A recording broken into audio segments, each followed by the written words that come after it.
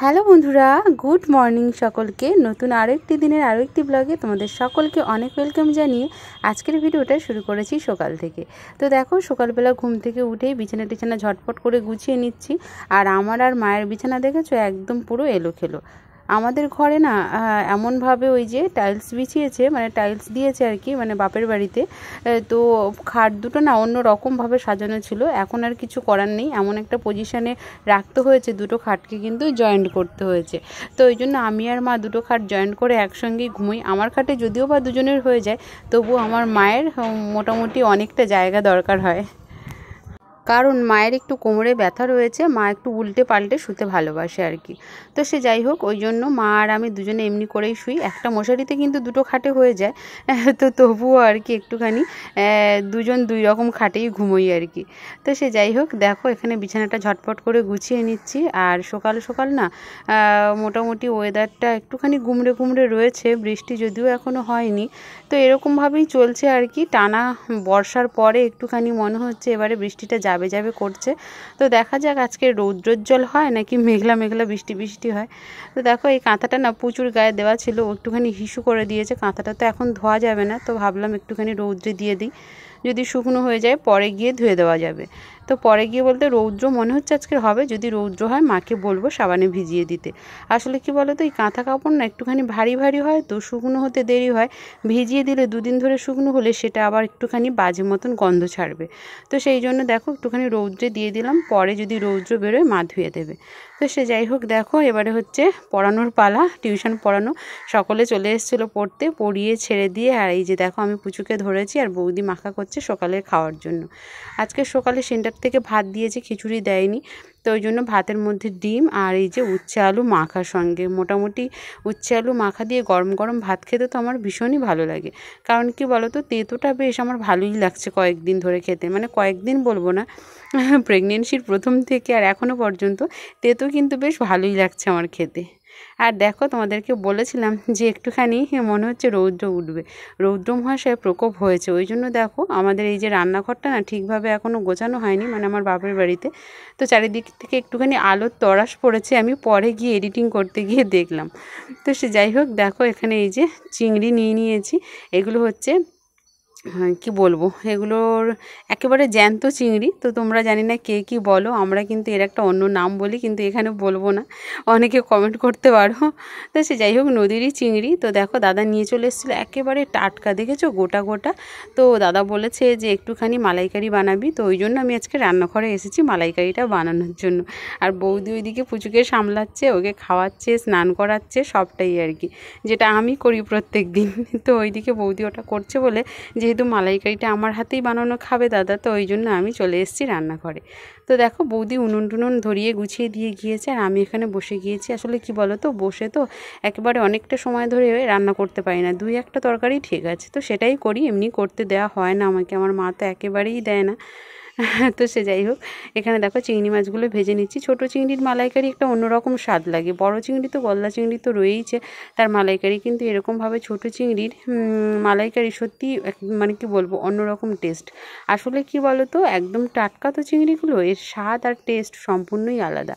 তো সে যাই হোক, পাশেই যেহেতু মানে কি বলবো নদী আছে, নদী থেকে জল যাওয়ার যে রাস্তাগুলো আছে না, সেগুলোতে সকলে আঁটল ঘুনি এই সমস্ত পেতে মাছগুলো ধরে নিয়ে আসে বাজারে। তো সেখান থেকে একদম জ্যান্ত চিংড়ি দাদা মানে কিনে এনেছিল। বৌদি দেখো ওইদিকে পুচুকে রেখে দিয়ে চলে এসছে, ভাতের ফ্যান যেহেতু আমি গালতে পারবো না, তাই ভাতের ফ্যানটা গেলে দিচ্ছে এখানে। আর আমি দেখো তরকারিটা আমার মানে হব হব করছে এবারে আর কি, এখনও পর্যন্ত হয়নি। কারণ হচ্ছে চিংড়ি মাছগুলো ভেজে নিয়েছি, আর যা যা কাজ ছিল, মানে ওই যে নারকেলের দুধ বের করানো, তারপরে হচ্ছে একটুখানি পেঁয়াজ ঘষা, আদা রসুন বাটা, ওগুলো রেডি করে নিয়েছি। দেখো আজকে তোমাদের সাথে শেয়ার করছি তরকারিটা। এই যে আমি এখানে ফোড়নের মধ্যে একটু কালো জিরে দিয়েছি, গোটা গরম মশলা দিয়েছি, আর একটা ছেঁড়া লঙ্কা দিয়েছি, শুকনো লঙ্কা। আর দেখো এখানে আদা রসুনের পেস্ট দিয়ে দিলাম, আর সঙ্গে দিয়ে দিয়েছি এখানে পেঁয়াজ বাটা।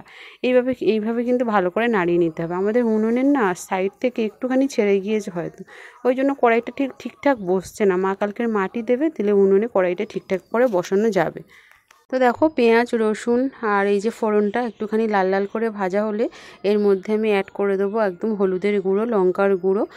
তো তোমরা চাইলে তোমাদের স্বাদ মতন লঙ্কা দিতে পারো। আমি এখানে একটু কমই লঙ্কা দিলাম, কারণ এই মালাইকারিটা একটুখানি মিষ্টি মিষ্টি ফ্লেভার হয় আর কি, যেহেতু নারকেলটা মিষ্টি থাকে। তো সে যাই হোক, দেখো এখানে একদম হলুদ, লঙ্কার গুঁড়ি আর একটুখানি নারকেলের দুধ দিয়ে মশলাটাকে আমি ভালো করে ম্যারিনেট করে নিলাম। এবারে দেখো ভেজে রাখা চিংড়িটা আমি এর মধ্যে অ্যাড করব। এটা খুব বিশেষ কিছু মশলা দেওয়া লাগে না, মোটামুটি আমি তো দিই না কোনো বিশেষ কিছু মশলা, শুধু পেঁয়াজ বাটা রসুন বাটা হলেই হয়ে যায়। পেঁয়াজ রসুন আদা আর কি, আর গোটা গরম মশলা, এতেই কিন্তু টেস্টটা ভালো চলে আসে। আর সঙ্গে নারকেলের দুধ পড়বে, হ্যাঁ মানে আর কোনো কথাই নেই। তো দেখো এই যে এবারে মশলার সাথে চিংড়ি মাছটাকে আমি ভালো করে নাড়িয়ে নিয়ে এখানে দেখো নারকেলের দুধটা আমি বের করে রেখেছিলাম, নারকেলের দুধটা আমি এর মধ্যে অ্যাড করে দিলাম। এবারে একটুখানি উনুনের জালটা কিন্তু জোরে দিতে হবে, দিয়ে ভালো করে এই নারকেলের দুধ যেহেতু দিয়েছি ফুটিয়ে নিতে হবে।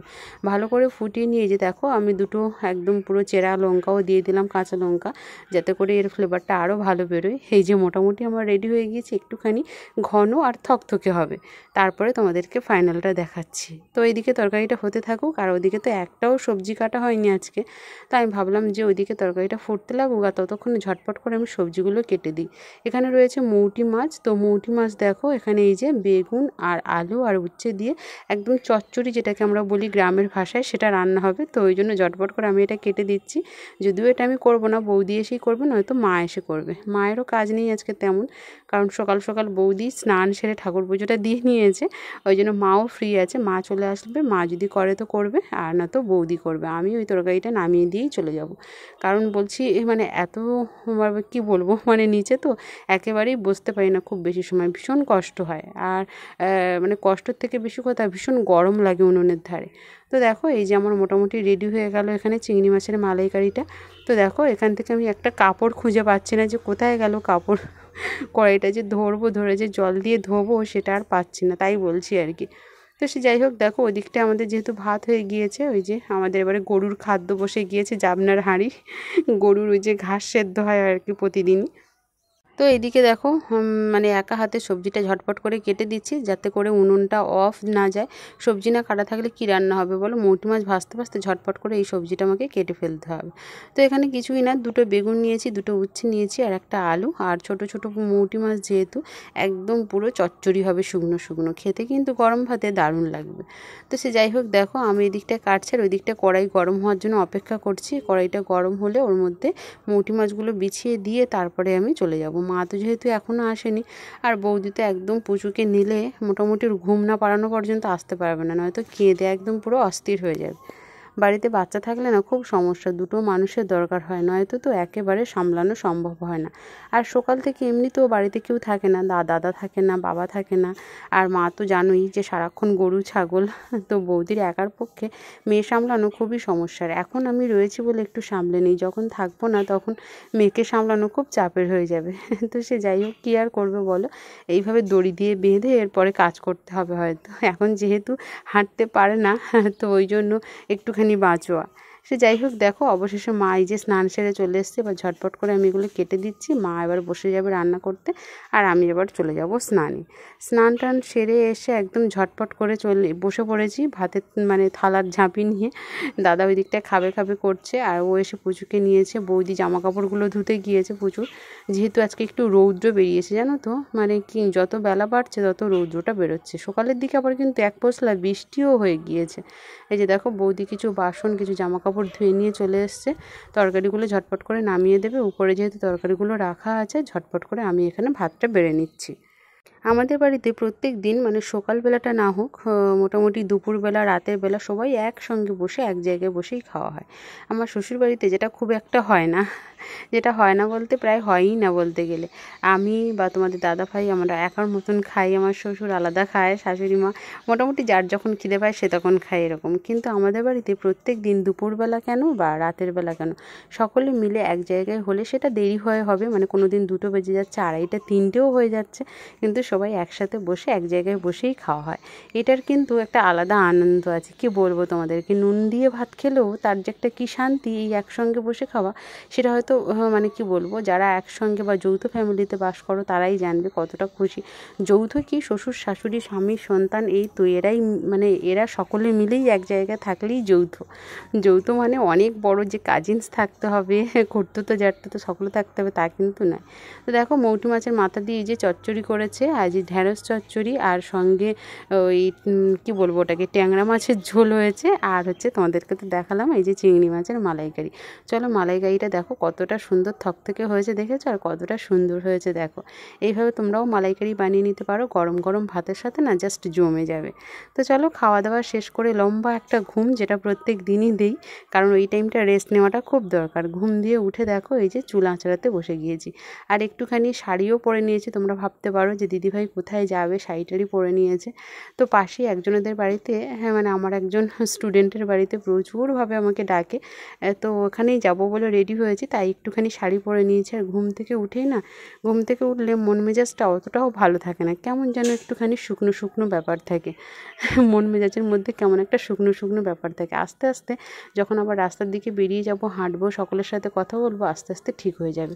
এই সময় এত বেশি মুড সুইং হয়, কি বলবো তোমাদেরকে। এই ভালো লাগছে তো এই খারাপ লাগছে, এই কান্না পাচ্ছে তো এই হাসি পাচ্ছে, এরকম হচ্ছে ব্যাপার। কেন জানি না মন টন একদমই ভালো থাকে না। আবার মাঝে মাঝে ভীষণ ভালো থাকি, কারণ পুচু আছে বাড়িতে, বুঝতেই পারছো। বৌদি ওই দিকটা ঘর ঝাঁট দিচ্ছে, আমি বৌদি আর পুচু 3জনে মিলে চলে যাব। তো চলো ভিডিওটা আর বেশি বড় করব না, যাই ওখানে। এমনিতেও অনেকটা বেলা হয়ে গিয়েছে, আর এই সন্ধ্যের আগে আবার ফিরে আসতে হবে। বেশি দূরে নয় যদিও, বাড়ির 2টো 4টে 5টা বাড়ির পর রাস্তা দিয়ে একটু যেতে হবে।